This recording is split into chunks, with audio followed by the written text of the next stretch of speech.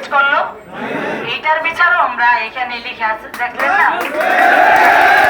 আমরা শুনেন, সরকার কারো উদ্দে না, শ্রমিকের উদ্দে সরকার না। আমরা ওই যে আপা বলে গেল, ঘামের পয়সায় তারা কিন্তু একটা এসি রুমে বসে, আপনার টাকা দিয়ে, আপনার টাকা এসি রুমে বসে।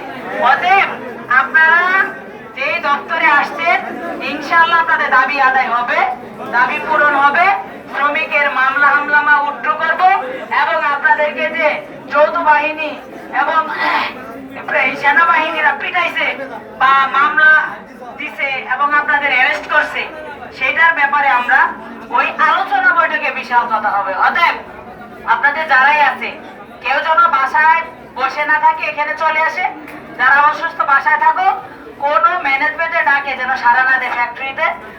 আপনাদের সকলেরই মানে দৃষ্টি আকর্ষণ করছি যে ফ্যাক্টরির ভিতরে যে ইউনিটিটা ছিল, সেই ইউনিটির মতনই যেন আপনারা একতাবদ্ধ থাকেন। আজকে আমরা অ্যাকশন চালাচ্ছি, এর আগ পর্যন্ত কিন্তু 22 তারিখের পরে থেকে কিন্তু কোনো সিদ্ধান্তে যেতে পারেন নাই, কারণ যেহেতু আপনাদের ভাইদেরকে মামলা দিয়ে দিছিল, তাই না? না, আমরা লং টাইম নিব না। আজকে আসলে আপনারা ওই যে বললাম না, গেটের বাইরে যদি কেউ যান, 1-2 জন খাবারের জন্য কিছু আনবেন, কিন্তু বাইরে কেউ যায় না। ভিতরে অজস্র জায়গা আছে, ভিতরে থাকবেন।